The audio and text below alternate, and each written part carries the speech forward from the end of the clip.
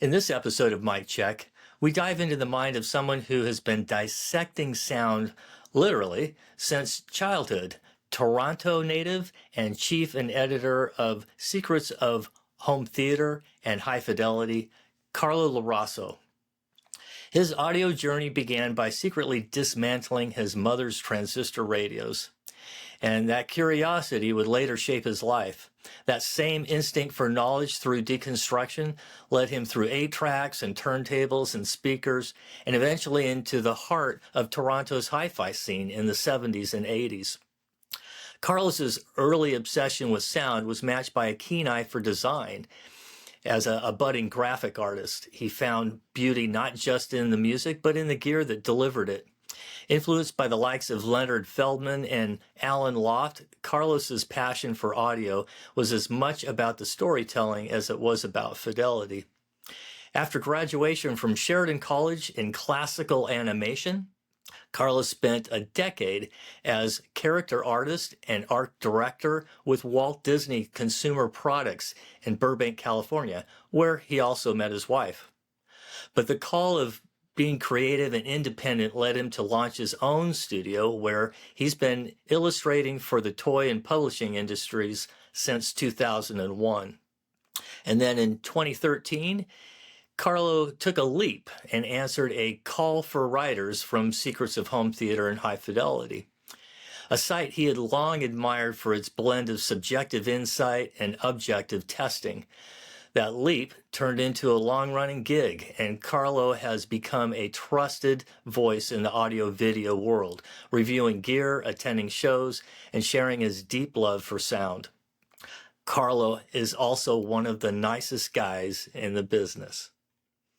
He now resides in Granville, Ohio, with his wife and 2 sons.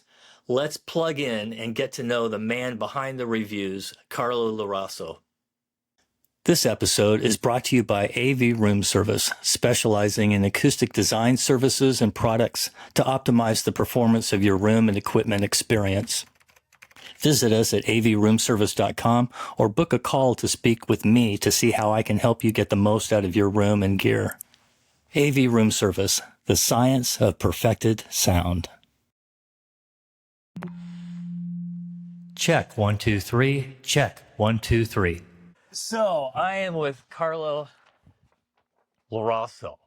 That's me. And I'm with Norman Varney. Yes. And we discovered not too long ago that we're only like 10, 15 minutes away from each other. Mm-hmm. And yet you've been out here for like 10 years? Well, actually, 20. We moved here. Really? We moved here in 2001. Yeah. Oh my gosh. Yeah. It's so weird that we didn't run into each other. Yeah, it is actually. It's bizarre, you know? I can't believe it. So we're in Granville, Ohio. Yes. Right about the dead center of the state, just about. Yep. And it's a beautiful day today. It is. It's lovely. So tell me, Carlo, what do you do as editor-in-chief of Home Theater, Secrets of Home Theater and High Fidelity? Oh, yeah. Besides being chief cook and bottle washer, let's see. Basically, I'm in charge of the day-to-day of the website. I help organize the reviews. We have about 22 reviewers, basically all over the country and one in Canada. So I help organize and facilitate the reviews with manufacturers, the reviewers, track everything, try to make sure that everybody's on time. Doesn't always happen, speaking personally. Yeah, because you're a reviewer too. I try to still review stuff. Yeah, well, it's getting harder and harder. That's sort of the main thing. I help make sure I quality check all the review content that comes in before it gets uploaded to the website. Mm-hmm. In charge of planning throughout the year what our content is, both review-wise, editorially, and that sort of thing. So, yeah, kind of a little bit of everything. I'm sort of the You're the chief. Boy Friday or whatever. Yeah. Right. Right. Yeah. So. Well, how did you get into this? Oh, geez. Well, I just sort of, I had been a fan of the website for a while. I mean, I've always been kind of a hi-fi nerd, nut, Hmm. whatever. Um, Now, and secrets. It was never a hard print. It was always no, online, no, it was always an online enterprise. and it's like 31 years. 31 years Yeah, old. We are officially the first online audio video journal in the world. yeah. Yeah, Wow. so I think Soundstage is the second oldest. I think we beat them by like maybe 4 or 6 months or something like that. Oh, really? Oh, Yeah, okay. I think I looked into it one time. It's like, oh, Yeah. well, okay. Hey, Doug, we're older than you are. No, um, but yeah, just sort of go back to your question. Um, I discovered the website, in doing my, hi-fi research and, nerding and stuff. And I really enjoyed the articles that I was reading, and I enjoyed the kind of combination of sort of subjective and technical information the site Yeah, provided. yeah, that's one thing that is great about it is that it's more technical than your Oh, typical, which is why I like it. well, thank you, thank Yeah. you, thank you. And so, yeah, I was a regular reader, and one year, this was maybe about 2013, they'd put out a call for writers. They were looking for more writers, What were reviewers, you and stuff. doing at the time? Oh, I was here. We had moved here from California in 2001, and I'd set up my studio here, and I was doing freelance artwork for a number of different Okay. clients and Okay. stuff, and dabbling in the hi-fi hobby, of course, spending money when I probably shouldn't have been, but that's different. We all know that. That's your thing. That's what we do. Um, but yeah, I was reading the site, and I saw that they put out a call to writers, and I thought, what the heck? I like the stuff. It would be fun to You have just on the, experience. I, just enough to get me in trouble, and so on a lark, I answered. I know I didn't seriously think I had any sort of qualifications, but they got back to me. They were very nice, and they said, we read the sample of your writing, and we like it, and they asked for references, and I gave them references to tell them that I wasn't, going to skip out on them or anything like that, or that I was semi-responsible. And yeah, and they hired me. I think I did my first review in 2014, in the Really? spring of 2014. Yeah, Wow. yeah, Wow. yeah. And that just so started off as a reviewer, and then as sort of things progressed, the owners of the website liked what I was doing, and they sort of gave me more responsibility and asked me to, go do show coverage, participate in more things, and that sort of snowballed into kind of what I'm doing now. So Yeah. that's kind of in a nutshell how it happened. You said California. Hmm. What part? Southern LA area. I Where worked. I specifically? worked in Burbank and Okay. and lived in Pasadena. But yeah, used to work as a merchandising artist for Disney Consumer Products. Okay. So yeah, Okay. yeah. Okay. And we will talk about that in a moment here. But Hmm. yeah, I didn't know that we had. I knew that you had worked for Disney, but I didn't know exactly where. Right. Yeah. So I grew up down in Southern California. So we had. There you go. I mean, gosh, just Dude. following you around. Yeah. Yeah. Too funny. So regarding product reviews, Hmm. how do you approach that? What's the process? And do manufacturers reach out to you? Do you reach out to them? Is it both? It's a little bit of both. I mean, I mean, it's not a secret that we have, we're a business, so in order to stay in business and keep the website going, we have, uh, website sponsors, advertisers, and stuff, and so Yeah. they will reach out to us and ask for reviews, and part of being a sponsor to the website is that you kind of get a little bit of editorial priority in terms of like when your reviews are scheduled or how soon they're done and that sort of stuff. Yeah. That's just one of the things that are part of it. But that doesn't mean we don't review anyone else's stuff. Let's be clear.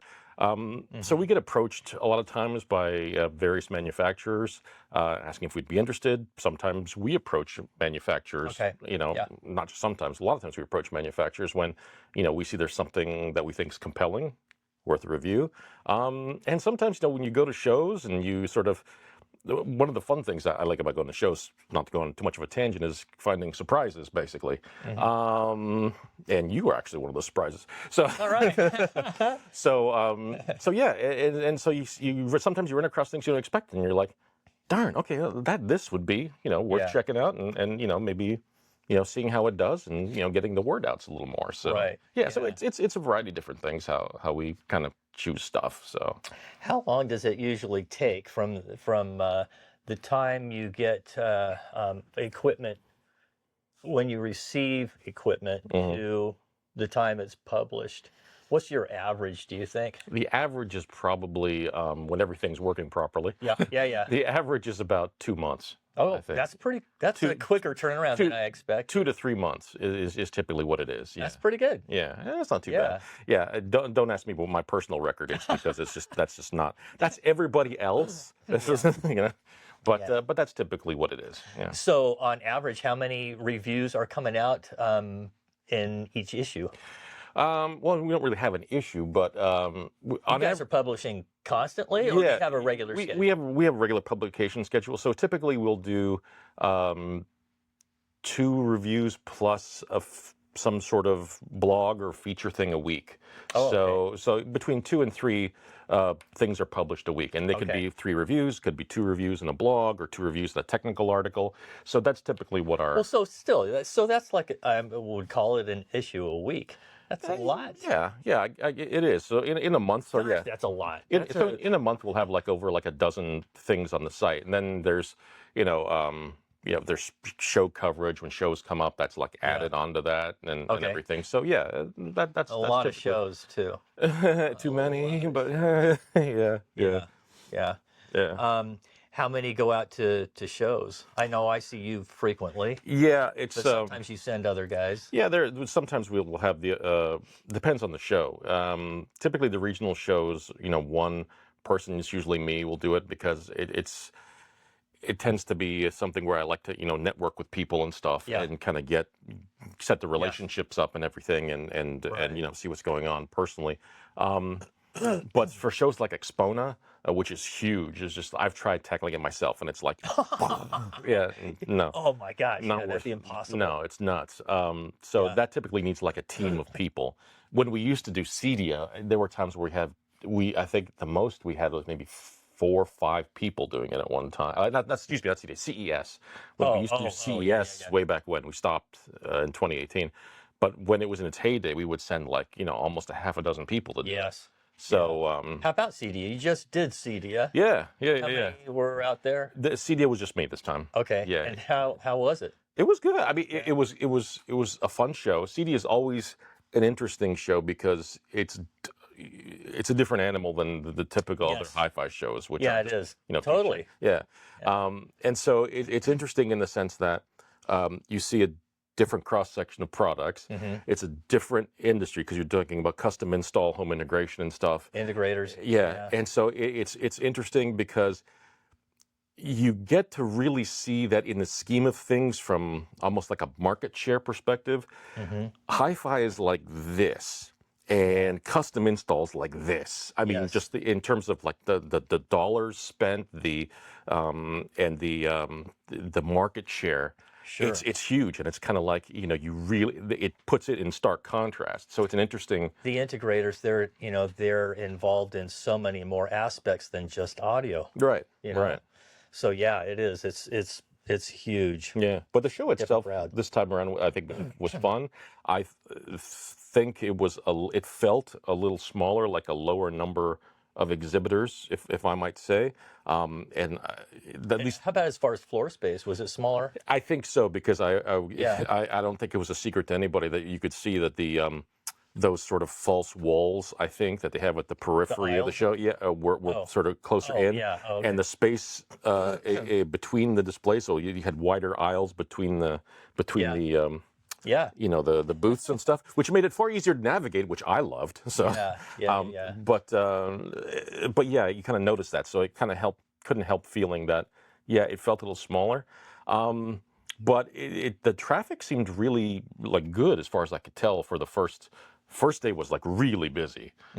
Second day slow at first, but then really picked up. And then the third day, the Saturday, is typically a slow day. But even on Saturday, the lineups for the sound rooms, they seemed constantly packed. So Really? Yeah. so I think overall it seemed like decently attended. Yeah. But then again, that's sort of anecdotal of opinion of one. Sure. Yeah. So Yeah. I did not make it to CEDIA this year. It came very close, but did not. Like I say, there's too many shows for me to handle. there are, yeah. Trying to back off on that. I can understand that. Yeah, you hate to the point where you kind of have to pick and choose because it's just it's too crazy. Yeah. It's too crazy, and we have to do the same thing. I mean, we have our must do shows Right. during the year, which for us are Expona, CEDIA. For absolute certain, if there's no other shows that we do during the year, it's those two. The other shows, like we like to do the Florida show because it's in lieu of CES, which has no more hi-fi practically. It's a nice first show of the year. It's easy to get to, and who doesn't like hi-fi in Florida in the winter? Yeah. Capitol Audio Fest is an interesting one because it sort of ends the year, and we like to do that one. But then but that's an optional one. If it's possible, we like to do it. But things like the last couple of years, we've been fortunate enough to go to Munich, which is a great show. And That's the best. It is. It's like, and it's like Down Vienna. yeah. Well, yeah. We'll see how that's like. Yeah. We will. But but to get a sort of international kind of perspective and something different than what you see than the vibe you get here in the U.S. shows. Yeah. It's great. And Well, you were telling me you got well, I guess only one's a show, the Warsaw show. You've got several trips coming up. I do. Yes. Yeah. You talk about like spreading yourself thin. Yeah. Actually, besides shows, we've also lately done some more invited to do factory visits or manufacturer visits to various places. So yeah, I'll be going to later this next week. Actually, I'll be going to the UK for to take part in the. We're part of the ISA group now, which the Expert Imaging and Science Association, I think. Don't. Paul Miller, if you see this, please don't shoot me. Yeah, I'm not sure. Yeah, but it's part of that. it's a group of start off as a group of sort of European centric publications, and they do an awards thing every year, and we're going as part of a new member. We're going to attend that and for meetings and stuff. But then I'm also visiting like about 2 or 3 UK manufacturers while I'm there. That would be a fun trip. Yeah. I think it's PMC. PMC. Yeah. Avid, and I think it's MJ Acoustics. I think is the other one. So that should be interesting. And then next month, I'm going to be going to China, which I've never been to before, which is to be an adventure in itself, to visit Rotel. To do a visit, factory visit at Rotel, and then on the way back, I'm going to be doing the Warsaw show. So, like I was telling you, by the time I get home next month, you'll probably be able to pour me out of a glass. And I'm going to be like, whoa. I know the Warsaw show is good. I've not done that, but would enjoy it. It's a great show, and I think a lot of the sort of talk I was hearing in Munich this past year was because of the move to Vienna. I think a number of manufacturers are looking more and more at the Warsaw show as a very sort of convenient kind of, and it's well run. I mean, this will be the second time I've gone. It's very well run. They like to work with the manufacturers and the press and everything. Very friendly. So it's in 3 sort of locations. One is a soccer stadium, which is interesting. Yeah. So I mean, they're in a lot of the sound rooms are set up in like sort of the box rooms in a soccer stadium, which is interesting. Yeah, that is. Yeah, and then 2 other hotels which are across the street from each other. But it's a great show. And again, I'm sorry about going off tangent here. When I went to the first time like 2 years ago, the one thing I noticed was like just how Poland, just how sort of big the DIY hi-fi community is there. Really, it's part of their Yeah. thing, part of their DNA. Yeah. And there were guys there who had got rooms who had they were hobbyists. They made their own stuff, but like amps and other equipment stuff, but they produced it, and the finishing quality was at such a level that it looked like someone, like a manufacturer did it. Yeah. And a couple guys I talked to were like, "Yeah, I just made this in my shed or garage or whatever." And it's like one guy I talked to had these crazy tube amps that looked like, they had tubes that were like military things that looked like little reactor cores or whatever. Wow. And but it was a beautifully made piece of equipment. And I asked him, how did you do this? I mean, this is not like something you just bang together with a hammer and whatever. And he said, "Oh yeah, I have a 5-axis CNC machine in my garage or whatever." And I was like, okay. So yeah, it runs deep there, that the whole DIY JR thing. was saying that 'cause that's interesting that there's so many DIY guys. He was saying that turntables are not a big deal, and understanding setup is not widely known there. You'd think that it would be if there's a lot of DIY guys there that they get into it. That's an interesting thing. I did not realize that, but Maybe analog's not that big compared. I don't know. I saw some analog stuff, but it wasn't a huge thing, or a bigger thing as it is at some of the domestic shows. Yeah. If my memory serves me correctly. Yeah. There was a lot of digital, not a ton of turntable stuff, but a lot of tube stuff. Yeah. So So which and was they interesting. often go hand in hand. Yeah.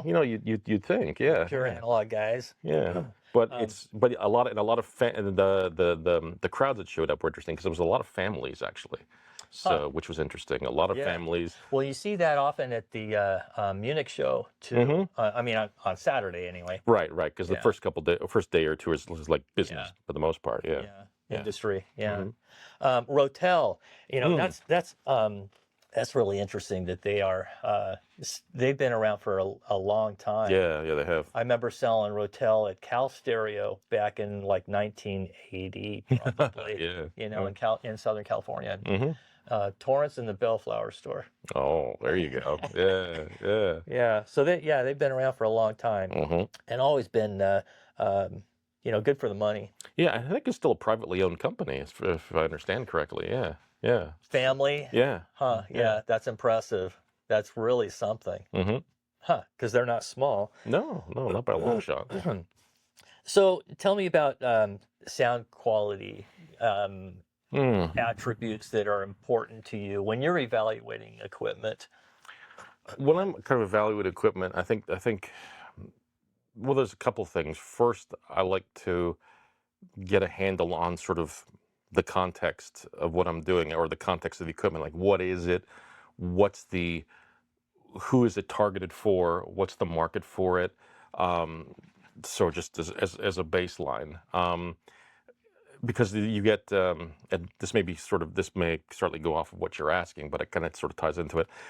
Because you always get this thing where you'll get people who are like, why is someone spending $10,000 on a DAC when a $1,000 DAC measures blah blah and sound blah blah, and it should be fine. That's a valid question. The answer is because the target market for a $1,000 DAC is not the same as the target market for a $10,000 DAC. There are other aspects of that $10,000 DAC, whether it's the build quality, whether it's the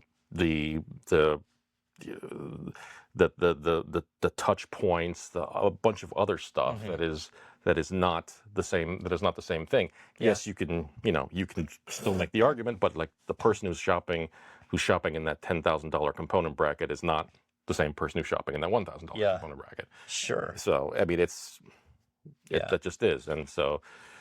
So you're basing value on what the target market is for that. That's part of it. I think that's good. That's fair. I think it's important to keep that in context. I mean, it is. Yeah, because it's like Otherwise, you can't. You can't use this as the reference and say this is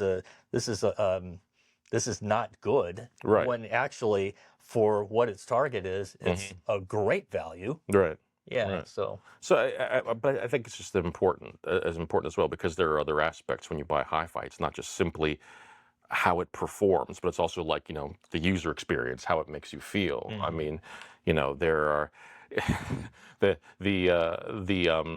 there's that term knob feel or Yeah. whatever, Yeah. right? Yeah. Yeah. You know, that's as goofy as that sound. There's something when you turn the knob on an integrated amp, and it's like on a beautiful bearing, and it feels, there's a tactile, buzz you get from doing it. Yeah. That's part of the experience. I I noticed mean, you got the rose behind me. right? That has every tactile, everything. Oh, Sliders, that thing. switches, knobs. That thing clicks every nerd button I I know. absolutely have. I mean, it's It's just been like, popular, I think, because of yeah, that. using the remote, it's like you touch and you hear like little clickety clack and whirring and stuff. And it's like, oh my God, this thing could sound like absolute garbage. I just love that. I'll take it just for this because it's a show. Yeah. But yeah, I'm jesting, of course, kidding, of course. But yeah, but the other thing here, the AccuPhase that I have over here, I mean, Oh, that's a nice piece. it's Yeah. gorgeous. And I Yeah, mean, it yeah, is. it's a Pink champagne finish. yeah. And but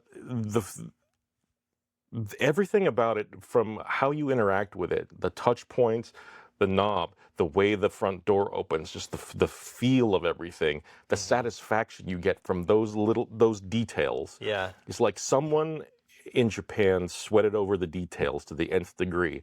And, that's part of it, because, and I know I'm sort of going long on this, but to me, it's kind of a thing where it's like, I can't speak for anybody else, but for me, part of the reason I'm in this, hi-fi appeals to me, besides, obviously great sound, which is what you want.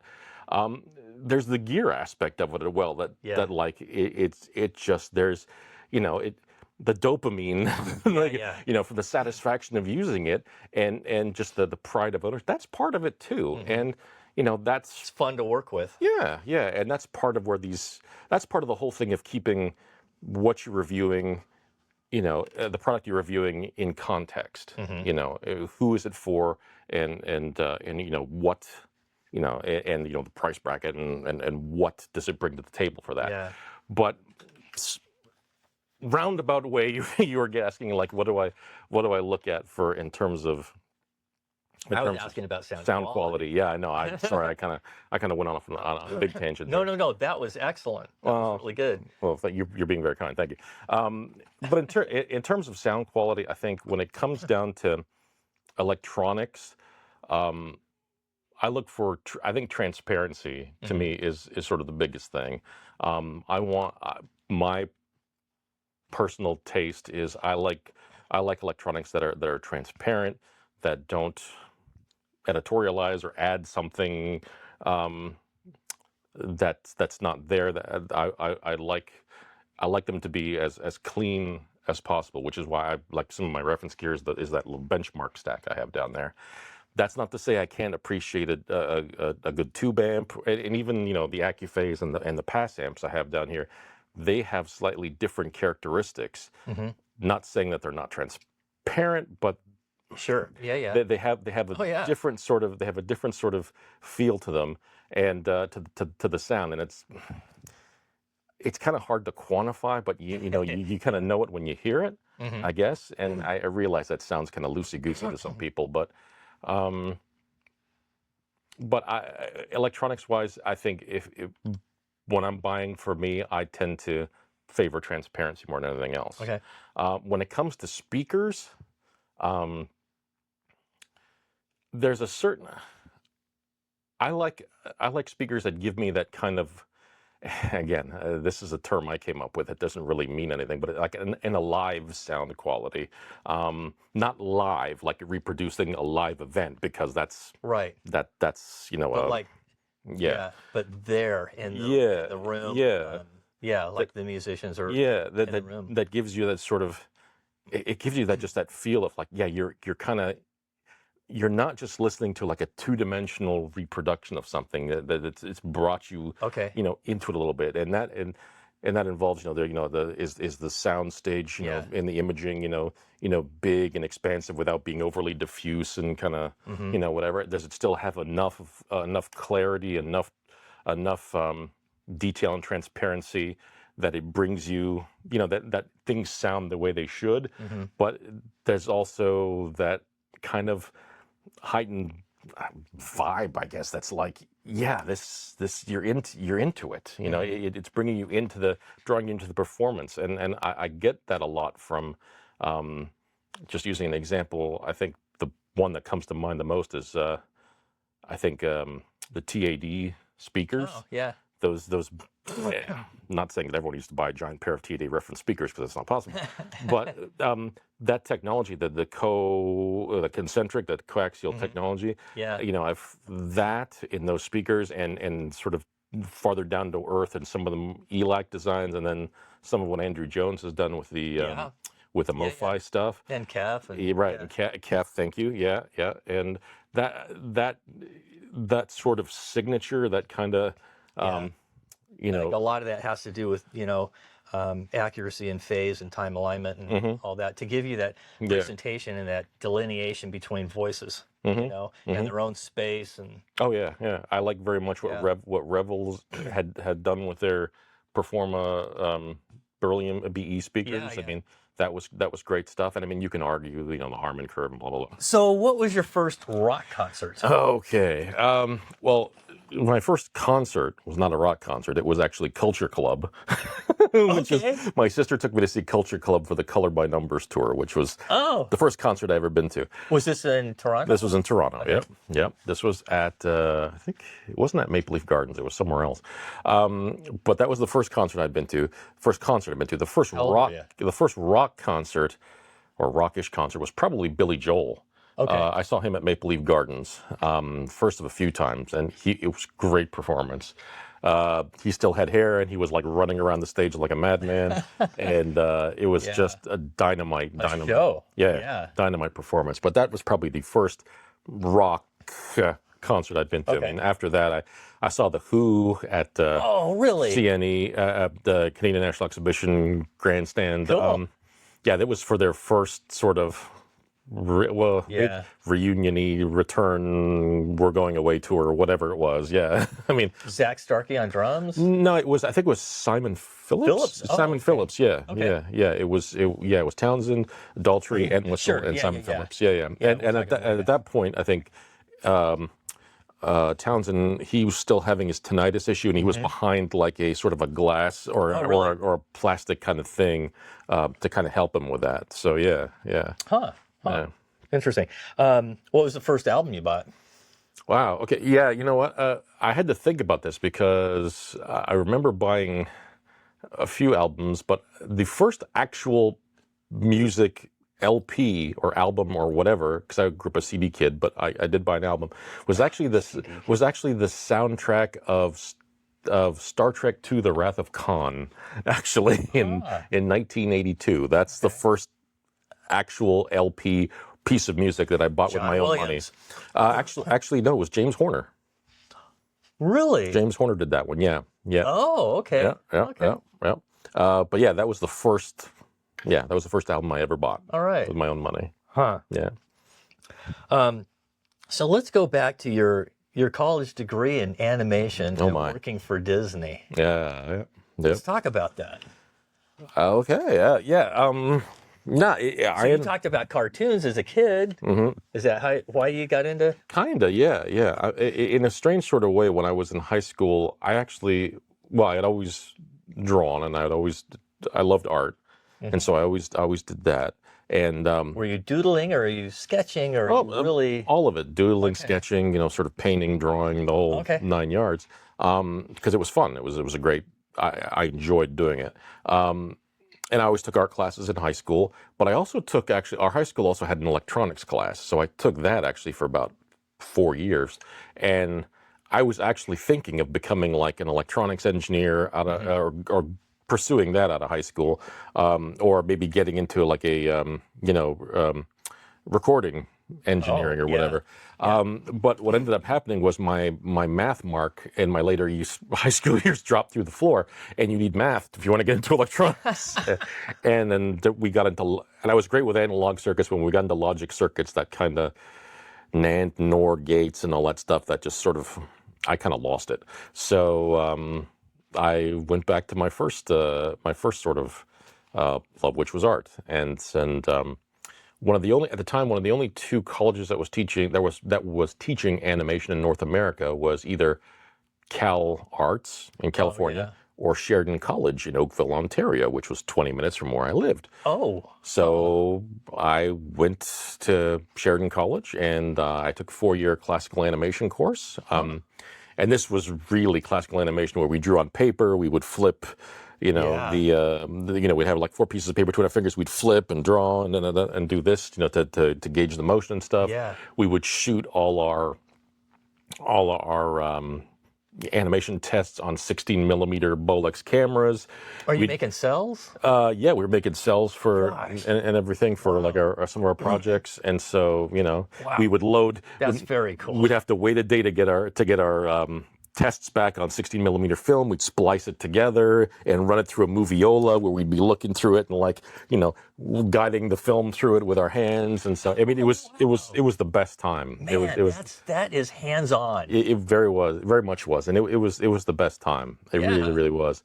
But after there was a 4-year course, and so after that, I didn't realize this, but you know, I'd always wanted to work for Disney, but that was sort of a dream. But I didn't realize that they had a sort of a merchandising office in Toronto, and so I sent my portfolio there, just again on a lark. I got hired as a merchandising artist. So that means that office had, you know, already a couple of artists and a graphic designer who would be responsible for generating any of the artwork that would go on Disney merchandise in Canada at the time. So about packaging or packaging, shirt art, you know, toy designs. You know, they would help manufacturers with toy designs and that sort of stuff. Okay. So yeah, it was a variety of things, but it was all for the Canadian market. And so I worked there for 2 years, learned a hell of a lot. Worked with some great artists that you know helped me grow as an artist and as a, you know, and helped my skills mature further. And then after a couple of years, I got transferred to California. And so I went to Burbank and worked for consumer products in California for about I think it was 8 more years, yeah. Okay. Yeah. So yeah. By the time I left, I was a director, and I had about 6 other artists who worked for me, who I was responsible for. And and we were the team. We were the feature animation team. So anytime an animated movie would come out, we would be responsible for helping to create the artwork that would go on the supporting merchandise for that movie. Yeah. And we would visit feature animation regularly and work with the artists there to help learn how to draw the characters. You know, we would work with them with the merchandising program. We had a whole slew of graphic artists and designers who would be part of the team as well, and they had their own sort of hierarchy. What was it like working for Disney Productions? You know, it's like working for any big company, really. Well, they had, I mean, in Burbank, they had their own, I mean, it's kind of like their own little city there. Pretty much, yeah. There were wonderful aspects of it. I mean, there were great people. The team of artists I worked with were phenomenal. I mean, they're just really, really talented people. Mm-hmm. And interesting personalities on top of it, but you know that's part of being an artist. Creative and collaborative. Yeah. More so, I would think, than in other. Yeah. You know, but like Disney, in that aspect, I miss a lot because of the camaraderie, the back and forth, the creative back and forth. The you know, brainstorming. I missed that. That was a huge thing, and that was priceless. Yes. You know, I very, very much cherish that. But then, of course, you know, working for Disney is a very large corporate entity, and when you get to sort of the point of having some sort of managerial responsibility, that gets that opens up a whole other can of worms. And there was some interesting. I like to say that they extracted their pound of flesh from the people who worked there, and they did. Yeah. I met my wife there. She was my. She was working there. She was working there too. She wasn't an artist. She was my project manager. So she was responsible for making sure all the artists, turned in their work on time. They tracked their projects, made sure they had their questions answered for when it came to like working with manufacturers and things like that. They knew the specs of the job. So very, very. I mean, she was brilliant at it. She still is. She does similar sorts of things now. But so the joke was I married my boss, which is technically not correct, but we kind of joke around at that. But it got to the point when before we left, where it was like I had a office with a couch, and it got to the point that between the two of us, one of us would be dozing on that couch until about 10 o'clock at night, waiting for the other one to be done. It would depending on what projects we were working on, one of us would be on that couch waiting for the other. Wow. And and when I got to the point of like, we were serious about the idea of starting a family, we looked at each other. It's like, no, we can't do this. We can't do this. Yeah. This is not healthy, and this wouldn't work. Right. So that facilitated the move out here because Granville was my wife's hometown, and she brought me out here, and we were dating, and I kind of sort of really fell in love with the place. Yes. So that's kind of in a nutshell how I ended up here. But yeah, Disney was a hell of a place, and it was very interesting. It was fun, great people, enormously frustrating at times. But that's kind of when you work in any big corporate situation. Yeah. So I don't think it's anything unusual for anybody. Working for Owens Corning out here at the Science and Technology Center, the brainstorming aspect was my favorite. Mm-hmm. Yeah. It was. I missed that. It's so beneficial. Yeah. Really, really. All right. Best and worst parts of your profession. Of my current profession? Of your current profession. Okay. I think the best parts of my profession are kind of what I sort of mentioned to you before. Going to shows and finding surprises. Yeah. I love finding the unexpected and things that are just kind of like, oh wow, I love finding that. And like I was mentioning also as well, we seem to be doing more and more kind of factory sort of tours and visits. Mm-hmm. And I'm finding I'm really enjoying that, like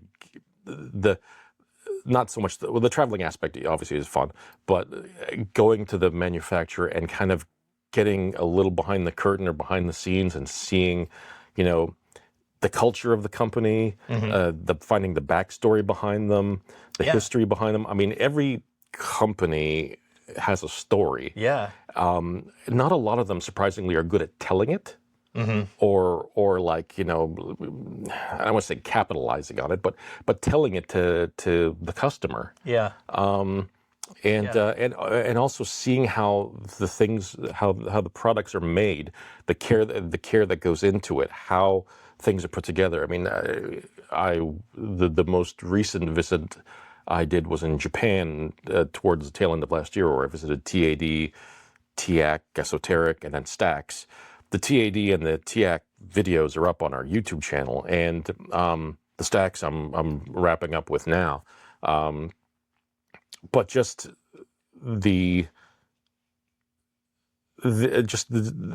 people that are there, like on the line, what those that have been with the company for a while, and their experience, their history, what they bring to the table, and the care that's taken in manufacturing the products that they make. There's something to that I think it's really it's gratifying for me to see, and I think I think people would find that sort of thing interesting. At least I would. Puts a personality behind the product. Yeah, yeah. It's not just a thing. Right. Yeah. There's more to it than that. And yes, you want the musical enjoyment that the end user gets out of it, but there's also the story behind it, its reason for being, what goes into making it. I think often a philosophy and I think that's kind of interesting and compelling stuff. yeah. So that's been a lot of the fun for me. Kind of why I'm interviewing you and others, because it's what's behind all this. It's interesting, and people don't Deep psychological problems, probably. That's what's behind all this. But thing you're most proud of. well, I didn't tell you the things I'm most frustrated at this job. Okay. I missed that Some part. people don't want to. No. You know what? The thing that I think probably the most frustrating thing for me at this job is I've had to spend a lot of time learning how to bench test things, and I don't know everything yet. I don't have the setup and the equipment to bench test power amplifiers properly, and that's a whole other thing that involves a certain amount of care and risk, obviously, because you're dealing with voltages and currents and stuff. But I can bench test just about anything else. What frustrates me is when I spend the whole day doing bench testing, and then I get to a point where it's kind of like, oh crap, I screwed that up, but I gotta go redo it all again. And it's like, So that's probably one of the most frustrating things, I think, of this sort of thing, because we like the technical. Part of our thing is the technical aspect of our reviews, or a number of our reviewers. Some of our reviewers are purely subjective, and that's fine. But a number of our reviewers, add technical bench test or technical expertise to it, and it's important for us. And so when I tend to get frustrated at myself because I know just enough to get myself in trouble, and so when I do something and I should know better and I goof up and it bites me in the ass and I'm like, oh God, okay, I gotta redo this again. So that's but I wanna make good on that sort of stuff and do the website justice, obviously, and so it just frustrates me when I goof up like that. So you got to create these templates to follow. It's a procedure, right? It's a process, right? Hey, how often do you get something from a manufacturer and it's not to spec? It's. Can you throw a percentage on there, an average? It's probably about. If I had to throw an average on it, I'd probably say about 30 to 40%. I would say that's a lot. That's more than I would.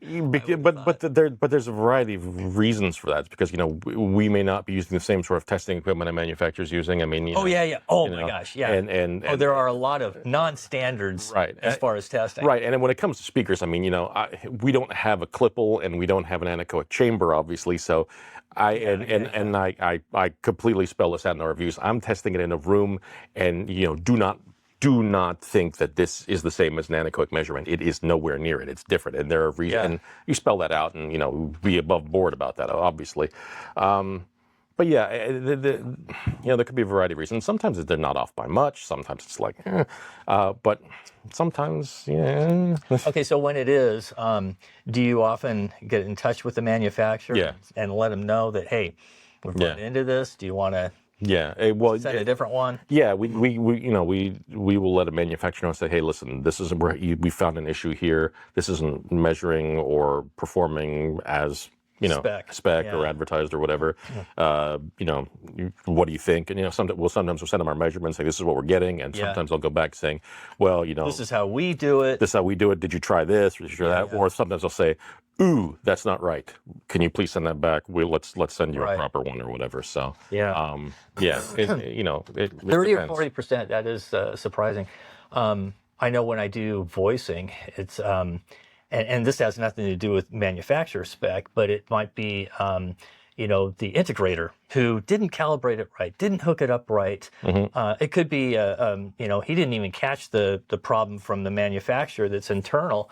But I easily 20% of the systems that I go to optimize, I can't because of some. I mean, sometimes it's like, okay, I can change the it's reverse phased or whatever, but often it's like Yeah. this has got to go back.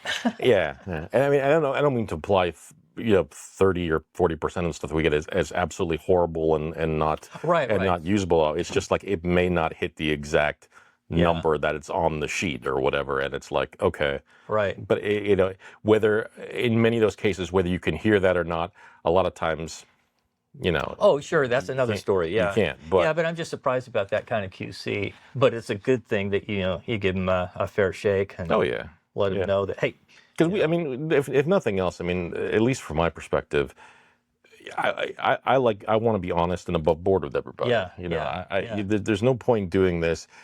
If we're not in this, at least from my perspective, to be jerks. We're not here. to find fault. Right. I mean, we're honest. We want to be honest and genuine and above board with what we do.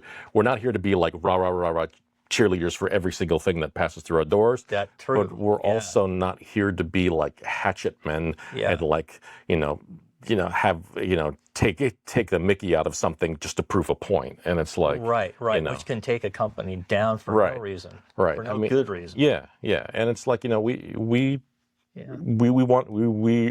I hope people look at us as being genuine and trustworthy, and that's kind of what I hope we are, at least in people's eyes. So that's the mission. Yeah. So no, that's why you're a good publication. oh shucks. Okay, so thing you're most proud of. The thing I'm most proud of. I think the thing I'm most proud of is being able to go out and kind of get sort of the word out about Secrets as a website and as a publication out to more and more people and having, because I mean we've been around for a while, but we're not stereophile, we're not like the Absolute Sound, we're not like big, we don't have a huge mental footprint amongst a lot of people. At least not when I sort of came on board and started doing more of the day to day. I get an immense amount of satisfaction when I'm at a show and I run across people and they say, "Oh yes, I read your review," or "Yes, I saw your video," or "Yes, I know you guys are fun." I mean, I can't help but feel good about that. Yeah. And it's like, okay, all right, you're the one who's watching. Okay, good. At least I know you're out there. Okay. But yeah, it just, that makes me feel good. That's like, because you wonder sometimes, I mean, I know. We're all in our little spaces doing our thing and, putting our stuff out there. And, not that I'm, looking to, or that I'm looking to either be a celebrity or have people, or have the website be like, whatever. Yeah. But it's just nice to hear the feedback from people saying that, I like what you do, or, hey, I read what you did and I have a question, or, I know you guys, I know you're there. And so it's, I know you're there. Yeah. I mean, because, it's all online and stuff like that. So you're not interfacing with them very much. But if you do run into that individual, then there's many more like him, that you're not running into physically at a show. So, right. So that to me, I think is the best satisfaction, or my biggest sense of satisfaction from doing what I do. Yeah, letting you know that you're doing a good job. Yeah. So don't ask for much. So, but yeah. How might you suggest that how can we become better listeners? Now, do you mean in terms of better critical listeners or better listeners? How do you mean that? I'm always thinking of critical listening. Okay. So yes, how might we say somebody who hasn't been who's new to this and their lack of experience in listening? How have you got any suggestions of how we might be or how they can improve their listening? I would.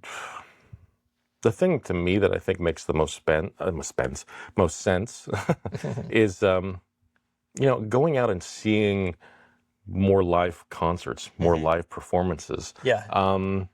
Yeah, You that's a know, very good tip. because that's the one thing. That's one thing, and it's something I brought back from animation college. It's like when we learned, when we were told, and our teachers and tried to instill in us that you're trying to recreate, a sense of movement, a sense of life, a sense of character.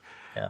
You can draw on you can only draw on the reference you have, and so and your learned experience. And in order to get that, you need to get out there. You need to experience all sorts of things. You need to experience study. You need to experience music. You need to experience performance art. You need to experience museums. You need to experience the day to day. Go out there with a sketchbook and just draw.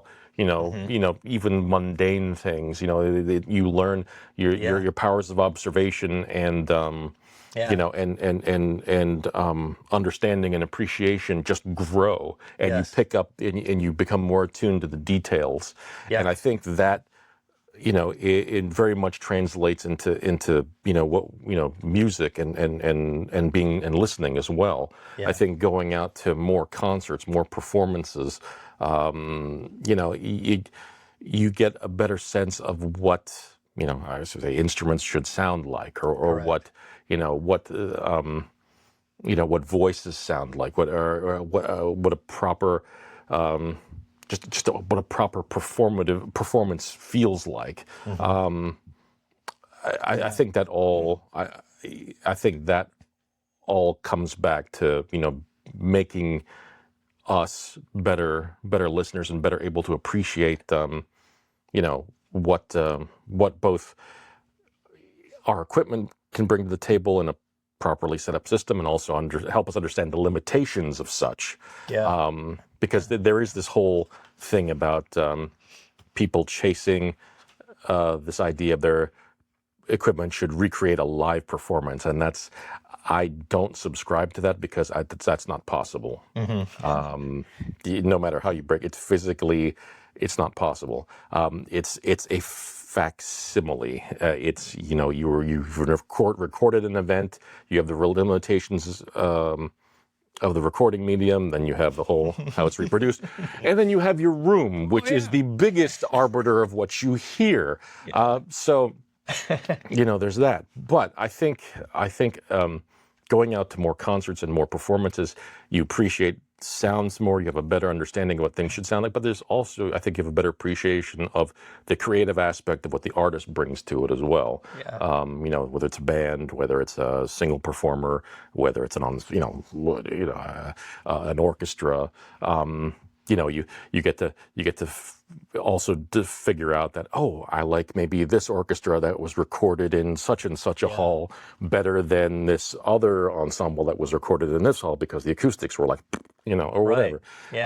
Or this recording of, God forbid, the Eagles sounds great over here versus this other thing. The Eagles never sound great to me, but that's a different story.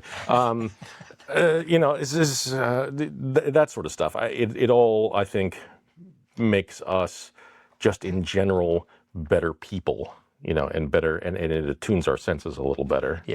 Well, and our appreciation. I totally agree. And yes, going out to hear, especially if you can hear live, unamplified, no microphones in an acoustic venue, and coming up in around Christmas time, you have many possibilities of free events that offer that, and focus on the textures and the microdynamics and the macrodynamics and the voice separations and the reverberation and all those subtleties that are now real. That's real, and how well is I mean, when you do, and then you go home, and you just go, it's not close, but still, you now have an educated ear.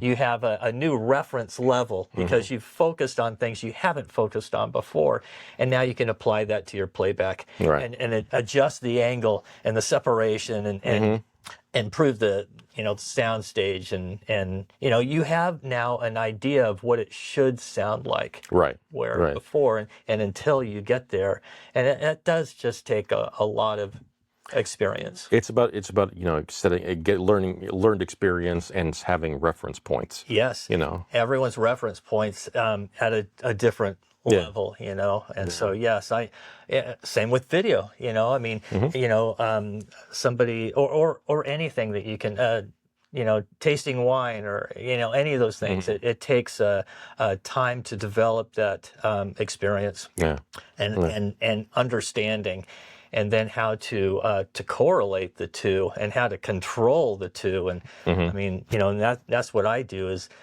take chaos and organize it, from a sound control point. Bringing order from chaos. Yes, yes, that's my goal. Yep. All right. Well, that was a very good answer. Is there anything else that you would like to add?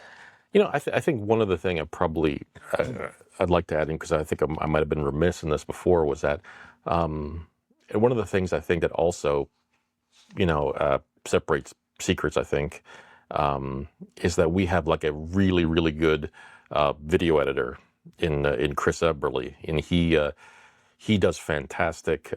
What a number of us bring to the table in terms of like technical understanding for hi-fi, he does the same for video in terms of his like display and projector reviews.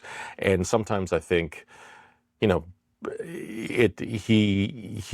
that he gets short shrift, but sometimes I think he kind of goes a little unsung. And he's definitely worth mentioning that he's like, he does a killer job when it comes to like, video display and projector reviews and stuff. And we are lucky to have him. So cool. Yes. Yeah. Good. Yeah. All right. Yeah.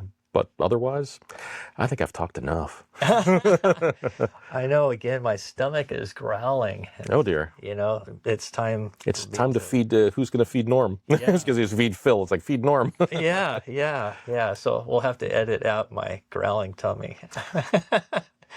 Well, Carlo, thank you so much. Thank you so much, Norm. I appreciate it. It was a lot of fun. Yeah, it was a blast. Always good talking to you.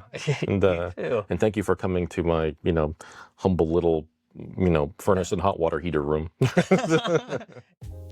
Thank you so much for watching this episode. And if you would like to see more, click here or here. And don't forget to go to avroomservice.com to see how we can help you make the most of your listening experience.